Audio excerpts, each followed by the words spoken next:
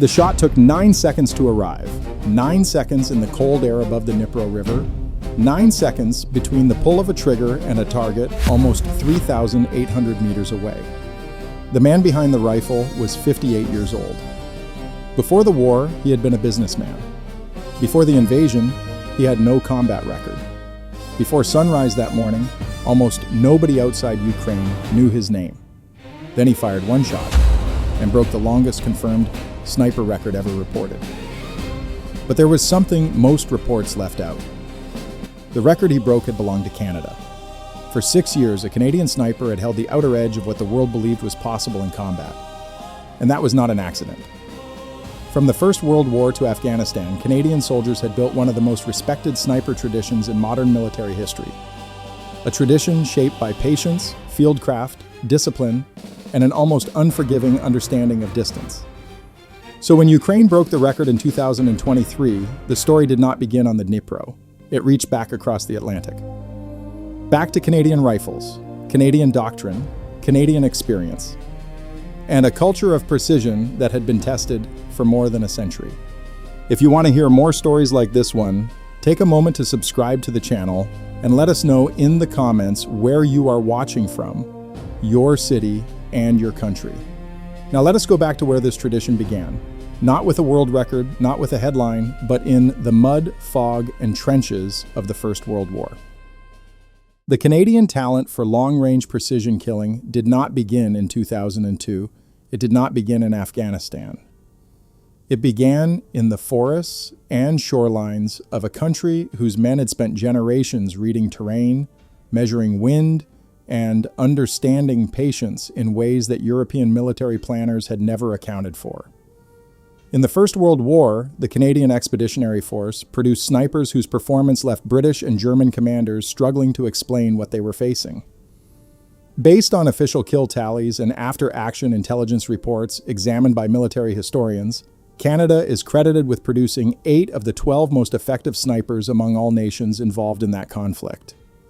Not because of superior equipment, not because of larger numbers, but because of something embedded in how those men had learned to move through the world before they ever put on a uniform. Among them was Corporal Francis Pegahmagabow of the Wasauksing First Nation in Ontario, an Ojibwe soldier whose record of 378 confirmed kills and 300 captured prisoners made him the most effective sniper of the entire First World War and the most decorated Indigenous soldier in Canadian military history. He received the military medal 3 times. He moved through no man's land at night as if the darkness recognized him. German units learned to dread a presence they could not locate and could not counter. Pegahmagabow returned home to a country that had spent 4 years celebrating his service and then moved immediately to treating him as a second-class citizen. A man without the right to vote, controlled by a government agent under the Indian Act, his war record insufficient to purchase him the basic dignities of citizenship. He spent the rest of his life fighting for the rights of his community with the same methodical determination he had applied in the trenches. The contradiction is not a footnote. It is part of the same story. What that generation of Canadian snipers established was not merely a tactical advantage. It was a precedent, a culture of precision that the Canadian military would carry forward, refine, and eventually codify into a training program that other nations would study and seek to replicate. By the time the Cold War ended and Canada entered a new era of international deployments, that program had quietly become one of the most respected sniper training systems in the NATO alliance. Rob Furlong, who would later break the world record himself, described its philosophy directly. Canada, he noted, trained its snipers with skills above their current rank, producing what the military called unit master snipers, soldiers capable of designing and executing complex precision operations independently if circumstances required it. The program had been emulated by countries around the world to improve their own programs. Canada had, without fanfare, built a school. And it was still building graduates. In March 2002, Canadian forces were operating in the Shah-e-Kot Valley of Afghanistan as part of Operation Anaconda. a large-scale coalition effort to destroy al-Qaeda and Taliban fighters who had retreated into the mountains following the fall of Kabul. The conditions were severe, altitude above 2,400 meters, temperatures below freezing at night. Terrain that made movement a calculation and concealment an art form. Master Corporal Aaron Perry of the Princess Patricia's Canadian Light Infantry took a shot at 2,310 meters. It struck its target. It was, according to verified military records and contemporaneous reporting, the longest confirmed sniper kill in the documented history of warfare at that moment. And it did not hold the record for long. Days later, his fellow PPCLI sniper, Corporal Rob Furlong, extended the mark to 2,430 meters. Both shots were fired using the Macmillan TAC-50, a Canadian-favored anti-materiel rifle chambered in .50 caliber. Both were confirmed. Canada now held the world record twice over, set by two men from the same unit within days of each other, in the same valley, using the same rifle. Furlong described the technical requirements of a shot at that distance as a convergence of variables that leave no room for improvisation. Wind drift, measured not in feet, but in dozens of feet. Bullet drop measured in thousands of inches, barometric pressure. Temperature, humidity. The Coriolis effect? The rotation of the Earth itself, which curves a projectile's path over extreme distances. A long-range shot at the edge of a rifle's effective range is not a reflex action. It is a physics problem solved under pressure, with a living target at the end of the equation. The record stood for 15 years.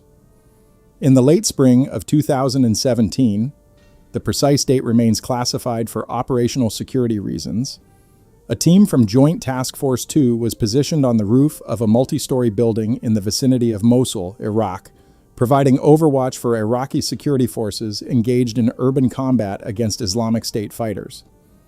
The team had been pushing their engagement distances progressively over several days, working the edges of what their equipment and their training said was possible. One shot traveled 3,540 meters. It was confirmed by video from a Predator drone circling above the engagement area, according to reporting by the Globe and Mail and subsequent confirmation by the Canadian Special Operations Forces Command. A military source described its effect. The shot interrupted an Islamic State attack on Iraqi forces in the street below, applying lethal precision at a range that allowed no collateral risk to the civilians that urban combat in Mosul made unavoidable. In a city where the enemy had learned to use civilian proximity as a shield, the shot removed that shield without touching what was behind it. One military commentator, speaking at the time, suggested it was an incredible feat that might never be equaled. That assessment was reasonable. The physics of ballistics suggested that approaching 4,000 meters was approaching the outer boundary of what was achievable without radical changes in equipment and doctrine. It stood for 6 years. Understanding what happened next requires a correction to a narrative that is sometimes assumed. Ukraine did not arrive at Operation UNIFIER in 2015 as an empty vessel. The Soviet military tradition had produced its own sophisticated sniper culture, institutionalized, battle-tested across multiple conflicts, and deeply embedded in the post-Soviet armed forces that Ukraine inherited in 1991. Ukrainian snipers were already trained. They already had doctrine. They already understood precision warfare as a discipline. What UNIFIER offered was a different kind of knowledge. The integration of sniper operations into a NATO command framework, the shift from a reactive Soviet doctrine toward a proactive Western one, and the systematic methodology that Canada had refined through 2 decades of post-Cold War expeditionary experience. Canadian instructors from the Joint Operational and Tactical Group worked with Ukrainian National Guard forces, delivering a specialized sniper curriculum that Colonel Mykola Sherstyuk, head of the National Guard's Sniper Training Coordination Service, confirmed was based on Canadian Armed Forces experience and NATO standards. The result was not a replacement of what Ukraine already knew. It was a synthesis, a Ukrainian military culture that could think simultaneously in the doctrinal language of its Soviet inheritance and the operational framework of the Western Alliance. Canada did not build Ukrainian snipers from nothing. Canada gave experienced soldiers a new set of tools, and those soldiers decided what to build with them. Vyacheslav Kowalski was 58 years old when he walked into a recruitment office on February 24, 2022. The morning Russia began its full-scale invasion. He was a businessman. He had no military background. He signed with Ukraine's security service, and over the months that followed, he became a sniper. By the autumn of 2023, his unit was operating along the Kherson front on the west bank of the Dnipro River.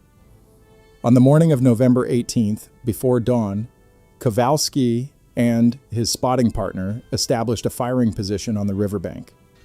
Across the water, on Russian-held territory, groups of soldiers were cutting trees, routine work details, not high-value targets by any standard battlefield calculus.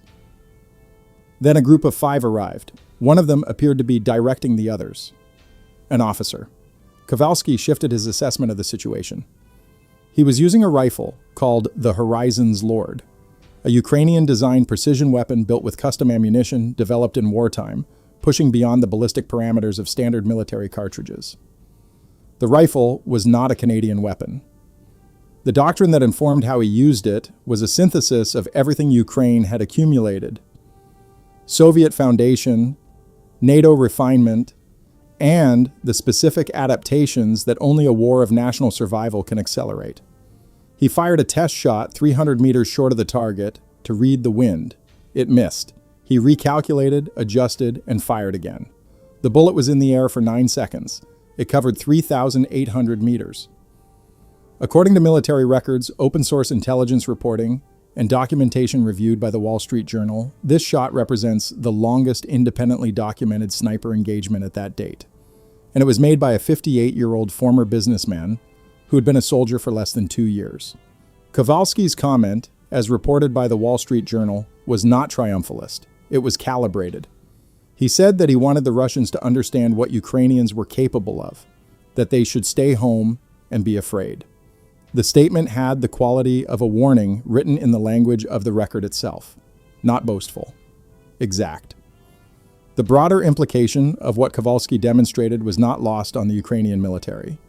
A nation that had entered the full-scale war facing overwhelming disadvantages in hardware, personnel, and industrial capacity had, within less than 2 years of combat, produced a precision capability that surpassed what the most advanced special operations forces in the NATO alliance had achieved under controlled operational conditions. That capability reflected what Ukraine had built over years of conflict, not months. The Donbas fighting that began in 2014 had already forced Ukrainian forces to adapt and evolve. UNIFIER accelerated and organized a process of modernization that was already underway. By 2023, the result was a force that combined Soviet-era resilience and improvisation with Western doctrine and structure, and had then added a third layer that neither tradition anticipated: the systematic integration of drone technology, artificial intelligence targeting assistance, and domestically developed weapon systems engineered specifically for the conditions of this war. In August of 2025, a sniper from the Ukrainian unit known as Privid, meaning ghost, recorded what independent military analysts and multiple international outlets reported as a confirmed kill at 4,000 meters using a Snipex alligator chambered in 14.5 millimeter. 2 targets, 1 shot.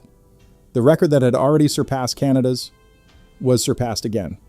Whether future conflicts produce longer documented shots remains an open question. The conditions of this war have consistently proven that what was considered a physical limit was often only a doctrinal one.